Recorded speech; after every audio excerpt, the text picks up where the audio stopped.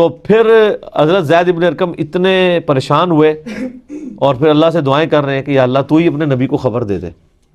تو صحیح بخاری میں آتا ہے کہ یہ پھر آیات نازل ہو گئی کہ انہوں نے یہ بات کی ہے. اور سیم وہ جملہ جو عبداللہ ابن ابی نے بولا تھا نا, تو وہ یہی بولا تھا لَإِن رَجَعْنَا إِلَى الْمَدِينَةِ لَيُخْرِجَنَّ الْأَعَزُّ مِنْهَا الْأَذَلُّ.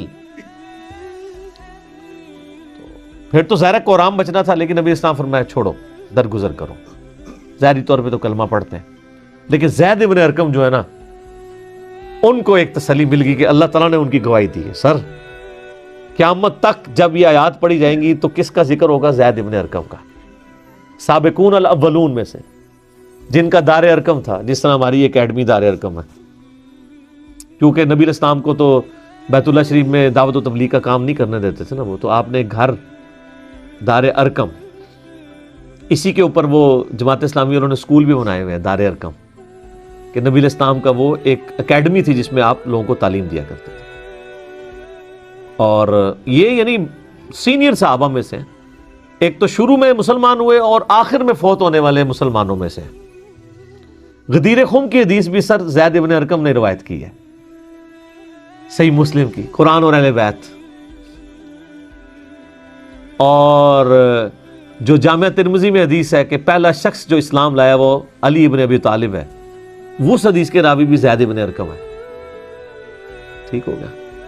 اور پھر جنگ صفین کے موقع پہ جب مولا علی نے صحابہ کرام کو کھڑے کر کے غدیر خم کی حدیث سنائی اور پھر کہا کہ نبی الاسلام نے یہ بھی فرمایا تھا کہ من کنت مولا فہذا علی مولا, تو 24 صحابہ نے وہاں گواہی دی.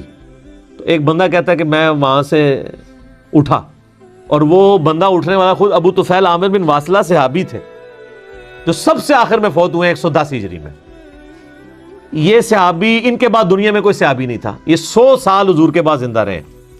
ابو طفیل عامر بن واصلہ حضرت علی کے شیعہ میں سے تھے, جگہ جمع صفین نہروان میں بھی رہے, اور اس جنگوں کے بھی تقریباً 60-70 سال کے بعد فوت ہوئے. اور ان کی حدیثیں نبی علیہ السلام سے بھی ہیں اور حضرت علی علیہ السلام سے بھی ہیں. انہیں ڈائریکٹ, چونکہ یہ کہتے ہیں میں بہت چھوٹا تھا جب میں نے نبی علیہ السلام کو دیکھا تھا, 7-8 سال کا. تو ابو طفیل بن عامر بن واصلہ کہتے ہیں میں یعنی اٹھا, یہ میں نے سارے کربلا اور ریسرچ میں ڈالی ہوئی حدیثیں, سنن نسائی الکبریٰ سے, مسند احمد سے, ابن ابی عاصم کی کتاب السنہ سے. تو کہتے ہیں جب میں نے حضرت علی کے بارے میں یہ سنا نا, من کنت مولا فہذا علی مولا, تو غدیر خم پہ تو مطلب یہ موجود نہیں تھے ابو طفیل. تو کہتے ہیں میں وہاں سے اٹھا, میرے دل میں کچھ کلک تھا, تو میں نا زید ابن ارقم کے پاس آیا کہ آپ سینئر صحابی ہیں, آپ بتائیں کیا نبی علیہ السلام نے یہ فرمایا تھا؟ تو زید بن ارقم تو پہلے تیار بیٹھے ہوئے ہیں. ان کا مجھے چند باتیں یاد ہیں, ان میں سے یہی ہے کہ آپ علیہ السلام نے خم نامی گاؤں میں ہمیں اپنی وفات سے 1.5-2 مہینے پہلے خطبہ دیتے ہوئے کہا تھا اپنے بعد 2 بھاری چیزیں چھوڑ کے جا رہا ہوں, ان میں سے پہلی چیز اللہ کی کتاب ہے, اس میں ہدایت ہے, اس میں نور ہے, اس کو پکڑو, اپنا تعلق اس کے ساتھ مضبوط کرو. اللہ کی کتاب اللہ کی رسی ہے, جو اسے پکڑے گا ہدایت پہ ہوگا, جو چھوڑ دے گا گمراہ ہو جائے گا. دوسری بھاری چیز میرے اہل بیت ہیں, اور میں تمہیں اللہ کا خوف دلاتا ہوں. اہل بیت کے معاملے میں 3 دفعہ فرمایا تھا.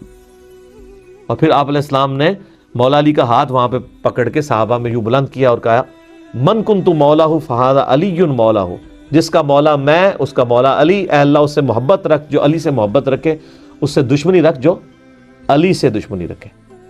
تو یہ ہے زید ابن ارقم. مزید کچھ عرض کر دیں زید ابن ارقم کے بارے میں. اسی حدیث کے کانٹیکسٹ میں نا جو میں بتا رہا ہوں, امام بخاری نا اسی سورت المنافقون کی آیت نمبر 8 جو ہم پڑھ رہے ہیں, اس کے کانٹیکسٹ میں یہ پوری حدیث لے کے آئے ہیں کہ زید ابن ارقم نے وہ عبداللہ ابن ابی کی بات سن لی تھی, نبی علیہ السلام کو بتایا, تو عبداللہ ابن ابی نے جھوٹی قسم کھا لی, پھر آیات نازل ہوئی.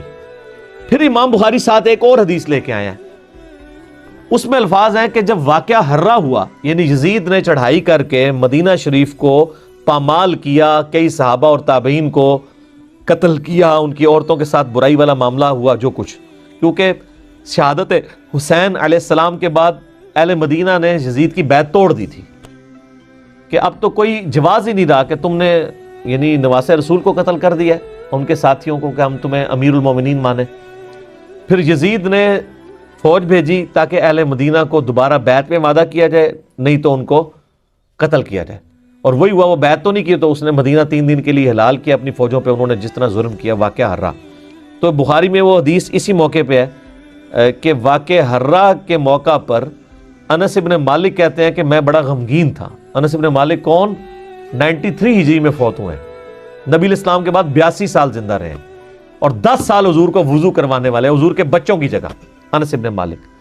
تو انس ابن مالک کہتے ہیں میں بڑا غمگین تھا کہ اتنا مدینہ شریف میں قتل و غارت کروایا ہے یزید نے، تو میں بڑا غمگین تھا، تو مجھے زید ابن ارقم نے ایک خط لکھا، ہائے ہائے ہائے، اور اس خط میں انہوں نے لکھا کہ انس ابن مالک آپ کو غمگین ہونے کی ضرورت نہیں ہے، کیا ہمیں حضور نے پہلے نہیں بتایا تھا کہ ہمارے انصار مدینہ کے ساتھ یہ ظلم ہوں گے؟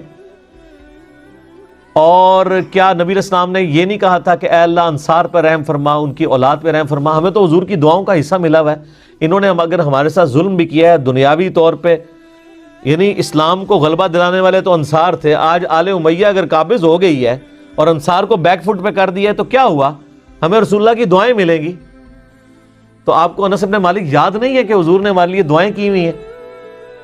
تو وہ جب خط انس ابن مالک نے پڑھا نا اور اپنے ساتھیوں کو پڑھ کے سنایا کہ دیکھو مجھے زید ابن ارقم نے خط لکھا ہے تسلی کا، تو پھر انس ابن مالک نے کہا کہ جانتے ہو یہ زید ابن ارقم کون ہے؟